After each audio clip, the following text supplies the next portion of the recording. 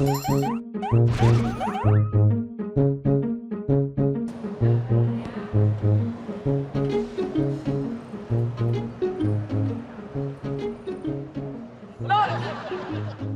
Balot! Uy!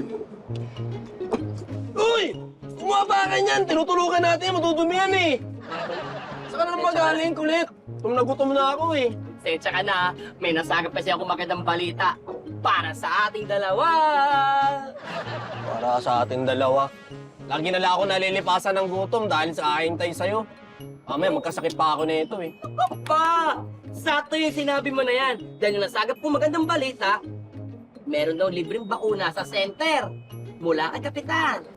Bakuna? Oh, Alam mo ba kung ano yun? hindi.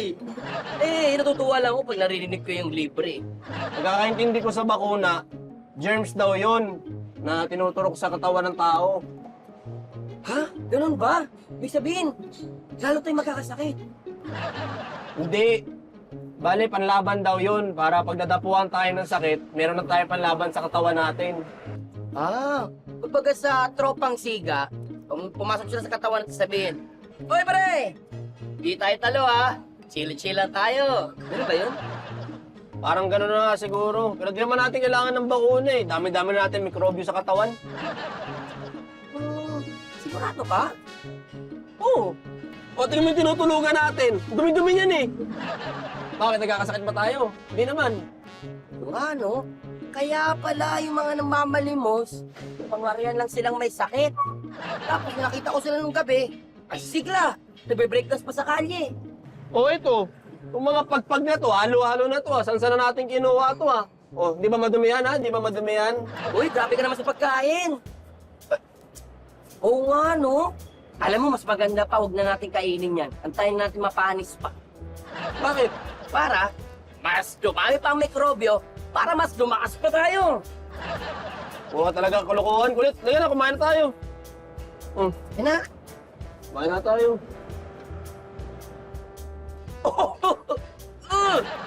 Ang sarap ng mikrobyo. Lasang vitamins. Ma? Ma? Ma, Yes. Nagpunta nga pala ako sa isang resto guys para i-meet ko mga friends ko. At ayun nga guys, nadatnan ko nga pala silang lahat na nasa isang table kaya nilapitan ko na sila agad to join them. Nilapitan nga rin pala agad kami ng waiter guys para kunin ang order namin. Ito nga pala guys yung friend ko na ang tagal bago makapag-decide. Siya nga pala kasi guys yung pinaka-slow mag-isip sa grupo. Ito nga naman pala guys yung friend ko na di naman makapag-decide kung ano ang gusto. Siya naman nga pala guys yung pabago-bago ng isip sa grupo. Ito naman nga pala guys yung friend ko na walang sariling desisyon at ipinauubaya na lang sa mga kasama ang lahat. Siya naman nga pala guys yung di nag-iisip sa grupo. Ito naman nga pala guys yung friend ko na laging lutang at tulala. Siya naman nga pala guys yung parang walang pag-iisip sa grupo. So ayun nga guys, na-meet nyo na nga pala guys yung mga friends ko guys. I'm sure nga pala guys na meron din nga pala kayong friends na kagaya din nila guys. May slow nga pala mag-isip, may pabago-bago ng isip, may di nag-iisip, at may parang wala nga pala sa pag-iisip. Alam ko nga pala guys, na matatraffic ako kaya nagpauna na nga pala ako ng order online guys. Para pagdating ko nga pala guys, ready na nga pala ang food at kakain na lang pala ako. Nagdala nga rin pala ako guys ng mga subot na pambalot dahil magsasharon nga pala ako guys ng mga matitirang pagkain. Hati-hati naman nga pala kami sa bill guys. Ako nga pala guys yung friend nila na advance mag-isip. Kaya naman nga pala guys, kaya pag may ganitong kainan at handaan nga pala guys, wherever, whenever, expect nyo na nga pala guys na laging may forever.